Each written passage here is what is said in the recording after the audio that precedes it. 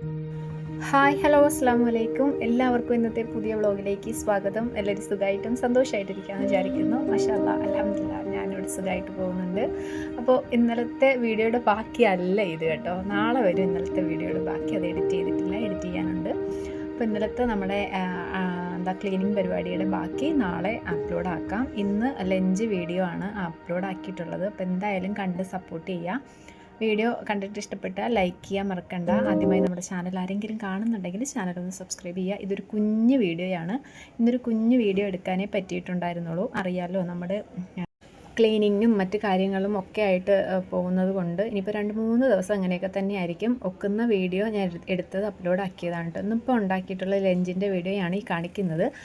അപ്പോൾ നമുക്ക് വീഡിയോയിലേക്ക് പോകാം. ഞാൻ അതിൽ കുറച്ച് വൺപയർ വെള്ളത്തിലിട്ട് വെച്ചിട്ടുണ്ട്. ഇന്നലെ വെള്ളത്തിലിടാൻ മറന്നു പോയി കേട്ടോ. അതുകൊണ്ട് രാവിലെ ഞാൻ വെള്ളത്തിലിട്ട് വെച്ചിട്ടുണ്ട്. നമ്മുടെ കറിവേപ്പൊക്കെ നല്ലതുപോലെ തളിർത്ത് വരുന്നുണ്ട് കേട്ടോ. വരുന്നതേ ഉള്ളൂ. നമ്മളിപ്പോൾ ഇതിൽ നിന്ന് നുള്ളി എടുക്കാറില്ല, കറിവേപ്പില നുള്ളി എടുക്കാറില്ല. ഇപ്പം മിക്ക കറികളിലും ഞാൻ ചേർക്കാറുമില്ല കേട്ടോ. അതാണ് സത്യം.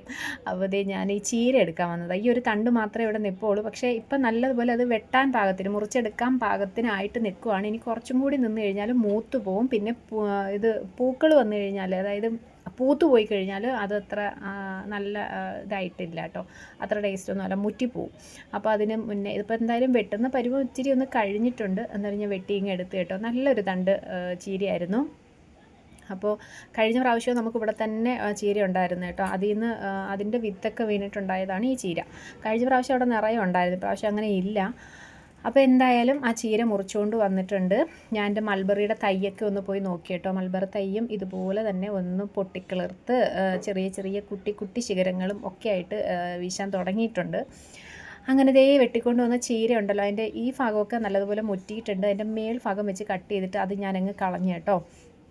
എന്നിട്ടിങ്ങനെ ഇറുത്തെടുത്തിട്ടുണ്ട്. ഇതും പയറും കൂടി മിക്സ് ആക്കിയിട്ട് വെക്കാനാണ് ഞാൻ ഉദ്ദേശിക്കുന്നത്. പിന്നെ മീൻ ഇരിപ്പൂല, ഇന്നലത്തെ കറിയുടെ ബാക്കിയാണ് ഇരിക്കുന്നത്. അപ്പോൾ അത് ഞാനൊന്ന് ചൂടാക്കി വെച്ചിട്ടുണ്ട്. അപ്പോൾ ഇതൊന്ന് മിക്സാക്കി തോരനാക്കി എടുക്കണം. പിന്നെ നമുക്കൊരു പുളിങ്കറിയോ ഇല്ലെങ്കിൽ എൻ്റെ സമയം പോലെ ചിലപ്പോൾ ഞാൻ തീയൽ വെക്കാം എന്നൊക്കെയാണ് വിചാരിക്കുന്നത്.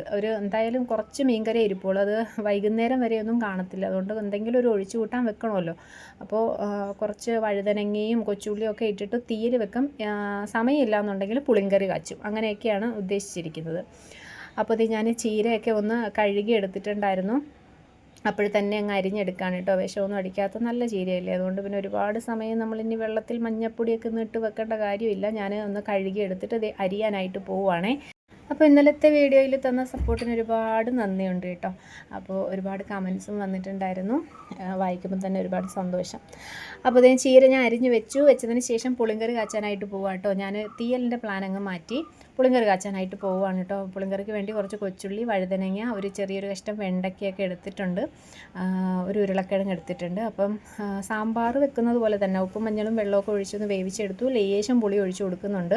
അതിലേക്ക് കുറച്ച് സാമ്പാർ പൊടി ഇട്ടിട്ട് വെന്ത് വന്നപ്പോൾ കുറച്ച് സാമ്പാർ പൊടിയും കൂടി ഇട്ട് കൊടുത്ത് ഒന്നുകൂടി ഒന്ന് തിളപ്പിച്ചിട്ട് കടുക് താളിച്ചങ്ങ് ഒഴിക്കുമ്പോഴത്തേക്കും നമ്മുടെ ഈ ഒരു പുളിങ്കറി സാമ്പാർ എന്ന് വേണേൽ പറയാം, അത് റെഡി ആയിട്ടുണ്ട്. അത് ഞാനങ്ങ് മാറ്റി വെച്ചു. ഇനിയിപ്പോൾ നമ്മൾ ഞാനൊന്ന് പുഴുങ്ങി എടുത്തിട്ടുണ്ട് പയർ കേട്ടോ. കുക്കറിലോട്ട് ഇട്ടിട്ട് ഒന്ന് പുഴുങ്ങി മാറ്റി വെച്ചിട്ടുണ്ടായിരുന്നു. ചട്ടി അടുപ്പിലോട്ട് വെച്ചു, വെളിച്ചെണ്ണ ഒഴിച്ചു, കടുകിട്ട് പൊട്ടിച്ചു. അതിലേക്ക് നമ്മൾ തോരന് വേണ്ടിയിട്ടുള്ള അരപ്പിട്ടു. തേങ്ങ, ജീരകം, അതുപോലെ തന്നെ വെളുത്തുള്ളി, മഞ്ഞൾപ്പൊടി, ഒരു പച്ചമുളക്, ഒരു ലേശം മുളക് പൊടിയും കൂടെ ഒക്കെ ഇട്ടിട്ട് തോരൻ അരച്ചെടുത്തു. അതങ്ങ് എണ്ണയിലോട്ട് തട്ടിക്കൊടുത്തൊന്ന് താളിച്ചതിന് ശേഷം നമ്മൾ അരിഞ്ഞു വെച്ചിട്ടുള്ള ചീരയില അങ്ങ് തട്ടിക്കൊടുത്ത് മിക്സാക്കി എടുക്കുക. ഇതിലേക്ക് നമ്മൾ പുഴുങ്ങി വെച്ചിട്ടുള്ള പയറിൻ്റെ വെള്ളത്തോട് കൂടി അങ്ങ് ഒഴിച്ചു കൊടുക്കുകയാണ് കേട്ടോ. അപ്പോൾ ചീര ഒന്ന് വാടി വെന്ത് വരുമല്ലോ, വെള്ളവും കൂടെ ലേശം വെള്ളമേ ഉള്ളൂ. ആ വെള്ളത്തിൽ ഉള്ളതുപോലെ ഒന്ന് വെന്ത് വരാൻ വേണ്ടിയിട്ട് ആ വെള്ളത്തോട് കൂടിയാണ് ഞാൻ ഒഴിച്ചു കൊടുക്കുന്നത്. ഉപ്പിട്ടിട്ടില്ല, കാരണം ഞാൻ ഉപ്പിട്ടിട്ടാണ് പയർ പുഴുങ്ങിയെടുത്തിട്ടുള്ളത്. അപ്പോൾ എന്തായാലും ആ പയറിൻ്റെ വെള്ളത്തിൽ കിടന്നിട്ട് ആ ചീരയുടെ ഇലയും തണ്ടും ഒക്കെ ഒന്ന് വാടി വരട്ടെ. പിന്നെ കുറച്ചും കൂടി ആ പയറൊന്ന് ഉടയാനുണ്ട്. അപ്പോഴീ വെള്ളത്തിൽ കിടന്ന് ഈ ആവിയൊക്കെ കയറിയിട്ടൊന്ന് ഉടഞ്ഞ് കിട്ടും കേട്ടോ. അപ്പോൾ നമ്മുടെ പയറും അതുപോലെ ചീരയും കൂടി ഇട്ടിട്ടുള്ള തോരനും ഇവിടെ റെഡിയായി. അപ്പോൾ ഇന്നത്തെ ഉച്ചയൂണ് ഇത്രയേ ഉള്ളൂ. ഒരു സിമ്പിളായിട്ടുള്ള ഒരു കുഞ്ഞ് ഉച്ചയൂണായിരുന്നു. ഇഷ്ടപ്പെട്ട ലൈക്ക് ചെയ്യുക. ബൈ.